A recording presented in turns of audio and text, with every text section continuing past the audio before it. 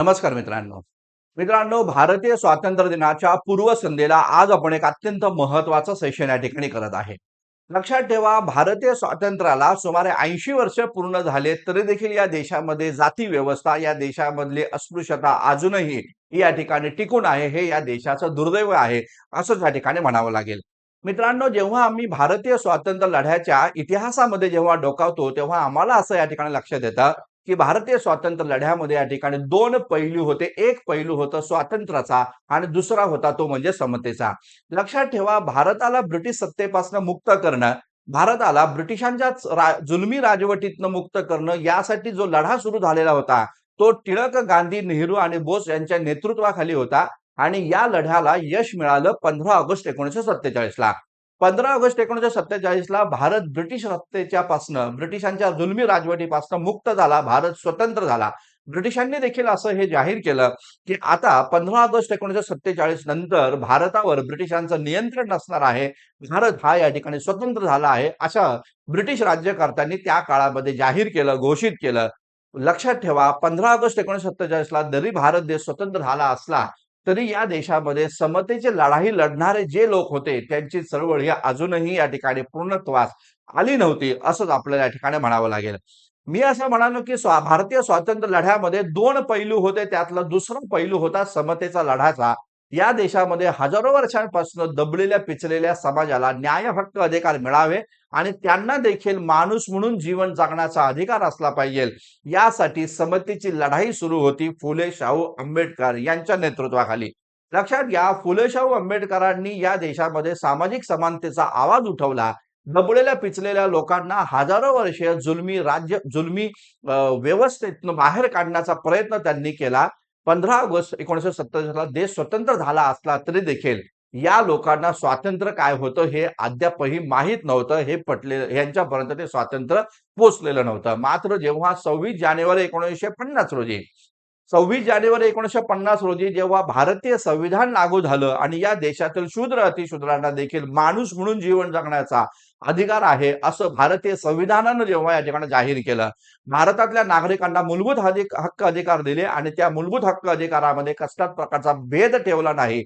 ब्राह्मण, क्षत्रिय, वैश्य, शूद्र, स्त्रिया, पुरुष असा कसल्याही प्रकारचा भेद ठेवला नाही. तेव्हा 26 जानेवारी 1950 ला या देशातील शूद्र अतिशूद्रांना असं वाटलं की हो, आम्ही देखील समतेच्या लढाईला यश प्राप्त केलं आणि आम्ही देखील या ठिकाणी विजयी झालो. मात्र दुर्दैव असं आहे की या भारताच्या संविधानामध्ये कलम 17 मध्ये अस्पृश्यता ही समूळ नष्ट करण्याची भूमिका घटनाकारांनी घेतली, तत्कालीन भारतीय संसदेने या ठिकाणी घेतली असली तरी देखील अस्पृश्यता ही कागदावरनं समाप्त झाली आहे. मात्र लक्षात ठेवा, भारतीय लोकांच्या मनातून ही अस्पृश्यता समाप्त होण्याचं नाव या ठिकाणी घेत नाही. जाती संस्था भारतीय लोकांच्या मनातून या ठिकाणी नष्ट होण्याचं या ठिकाणी नाव घेत नाही असंच आपल्याला या ठिकाणी म्हणावं लागेल. याचं कारण आहे, गेल्या 75-80 वर्षांच्या दरम्यान भारतामध्ये कैक ठिकाणी खूप साऱ्या शूद्र अतिशूद्र लोकांसोबत अॅट्रॉसिटीज या ठिकाणी झाल्या. मोठ्या प्रमाणावर त्या दलित समाजावर मोठ्या प्रमाणात जातीच्या नावाखाली त्यांची प्रताडणा या ठिकाणी करण्यात आली. उच्च कुळामध्ये जन्मलेले लोक स्वतःला सर्वश्रेष्ठ म्हणू लागले आणि खालच्या जातीच्या लोकांना ते अजूनही या ठिकाणी हीन दर्जाचीच वागणूक या ठिकाणी देऊ लागले असंच आपल्याला या ठिकाणी म्हणावं लागेल. कारण गेल्या 75 वर्षांमध्ये या देशानं दलित समाजाचे राष्ट्रपती रामनाथ कोविंद यांना देखील या ठिकाणी राष्ट्रपती बनवलं आणि त्याचबरोबर द्रौपदी मुर्मू ज्या महिला आहेत आणि आदिवासी समाजाच्या आहेत त्यांना देखील राष्ट्रपती बनवलं. मात्र जेव्हा त्यांच्या हक्क अधिकाराचा मुद्दा या ठिकाणी समोर आला तेव्हा या देशातील मनुवाद्यांनी त्यांना स्वीकारलं नाही असंच आपल्याला या ठिकाणी म्हणावं लागेल. याचं कारण असं आहे, जेव्हा त्यांनी मंदिरामध्ये प्रवेश करायला सुरुवात केली तेव्हा मात्र रामनाथ कोविंद आणि त्याचबरोबर द्रौपदी मुर्मू यांना देखील मंदिरामध्ये प्रवेश या ठिकाणी करू दिला नाही. या ठिकाणी हे या देशाचं दुर्दैवच आहे असंच आपल्याला म्हणावं लागेल. काल परवाच एक घटना या ठिकाणी घडली, ती म्हणजे मल्लिकार्जुन खरगे यांच्या संदर्भात. लक्षात घ्या, भारतामध्ये स्वातंत्र्य लढ्याचं नेतृत्व ज्या काँग्रेस पक्षानं केलं त्याच काँग्रेस पक्षाचे राष्ट्रीय अध्यक्ष असणारे मल्लिकार्जुन खरगे आणि भारतीय संसदेमधले अत्यंत या ठिकाणी वरिष्ठ असणारे व्यक्ती आहे, त्यांचं नाव आहे मल्लिकार्जुन खरगे, ज्यांचा जन्म हा दलित अस्पृश्य कुटुंबातच या ठिकाणी झाला आणि त्यांच्या संदर्भामध्ये आज आपल्याला पाहावं लागेल, जाती व्यवस्थेला डोकं वर या ठिकाणी काढलेलं आहे असं आपल्याला दिसून येतं. दिनांक 9 ऑगस्ट 2026 रोजी त्यांनी या ठिकाणी उत्तराखंडमध्ये रामलीला मैदान जे आहे त्या रामलीला मैदानामध्ये एक भाषण केलं आणि ते भाषण सभा झाल्यानंतर पाहायला भेटतं त्या भागातल्या लोकांनी तिथे या ठिकाणी होम हवन करून गोमूत्र आणि शेण या ठिकाणी शिंपडून तिथे या ठिकाणी ते संपूर्ण मैदान या ठिकाणी शुद्ध केलेलं आहे. अशा प्रकारच्या बातम्या वर्तमानपत्रांमध्ये या ठिकाणी आल्या. हे स्वतः मल्लिकार्जुन खरगे यांनी या ठिकाणी आपल्या संसदेमध्ये आवाज उठवला या संदर्भामध्ये आणि भूमिका मांडली की मला अस्पृश्य मानता का? लक्षात घ्या, काँग्रेसचा एक महत्वाचा नेता, वरिष्ठ नेता जो एक दलित आहे, तो या ठिकाणी भारतीय संसदेमधला सवाल विचारतो की तुम्ही मला अजूनही अस्पृश्य मानता का? हा या देशाचं या ठिकाणी मोठं दुर्दैवच आहे असंच आपल्याला या ठिकाणी म्हणावं लागेल. लक्षात ठेवा 1927 रोजी डॉक्टर बाबासाहेब आंबेडकरांनी या देशातील अस्पृश्य समाजाला या ठिकाणी पाहण्याचा हक्क अधिकार मिळावा म्हणून महाडचा 14 तळे सत्याग्रह केला. त्या घटनेला आज जवळपास या ठिकाणी 100 वर्ष पूर्ण होत आहे.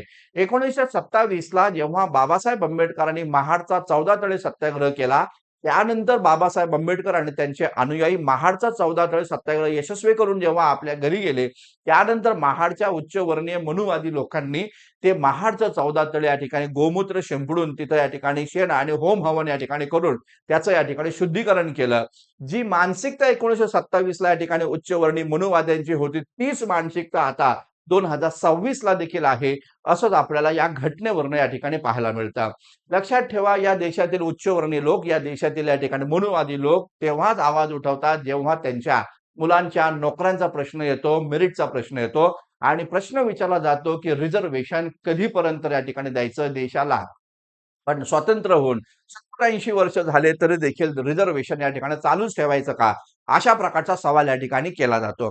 आपल्याला माहिती आहे की नुकतीच एक महत्वाचा या ठिकाणी घटना घडली. अभिजित दिपके एका दलित समाजाच्या व्यक्तीनं कॉंग्रेस जनता पार्टीची स्थापना केली आणि या देशातील व्यवस्थेला या ठिकाणी सवाल विचारला, या देशातील व्यवस्थेला जबाबदारी या ठिकाणी शिकवली.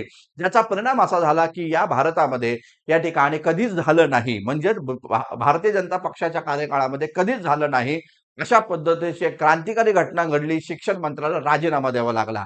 लक्षात ठेवा, काँग्रेस जनता पार्टी स्थापन झाल्यानंतर, तिचं आंदोलन समाप्त झाल्यानंतर या देशामध्ये लगेचच दुसऱ्या तिसऱ्या दिवशी या ठिकाणी आरक्षण हटाव पार्टीची स्थापना या ठिकाणी झाली आणि आरक्षणावर सवाल या ठिकाणी उपस्थित करण्यात आला. तेव्हा पुन्हा एकदा आरक्षणाच्या संदर्भामध्ये चर्चा या भारतामध्ये या ठिकाणी सुरू झाल्याचं आपल्याला दिसून येतं. मुद्दा सवाल असा आहे की जोपर्यंत या देशामध्ये जाती व्यवस्था आहे तोपर्यंत या देशावर जातीवर आधारित आरक्षण हे या ठिकाणी असणार आहे. कारण घटनाकारांना हे चांगलंच माहिती होतं की हजारो वर्ष भारत हा अनेक लोकांच्या गुलामगिरीमध्ये जीवन जगत असतानाही या देशातील लोकांच्या मानसिकतेमध्ये कसल्याच प्रकारचा फरक पडला नाही. भारतामध्ये जाती व्यवस्था ही कायम शाबूत राहिली. कैक महात्मे आले, कैक महात्मे गेले, मात्र अस्पृश्य हे अस्पृश्य त्या ठिकाणी राहिले आणि म्हणूनच त्या अस्पृश्यांना, त्याच दबलेल्या पिचलेल्या वंचित समूह घटकांना ज्यांचं जातीच्या कारणावरनं हजारो वर्ष प्रताडणा होत आलेली आहे, त्यांच्या हक्क अधिकारांची सुरक्षा भारतीय संविधानामध्ये घटनाकारांनी या ठिकाणी केलेली आहे असं आपल्याला या ठिकाणी पाहावं लागतं. आणि म्हणून मग भारतीय संविधानाचं रक्षण करणं हे या देशातील शूद्र अतिशूद्रांचं हे सर्वात पहिलं आद्य कर्तव्य या ठिकाणी मानलं जातं, हे या ठिकाणी लक्षात घ्या.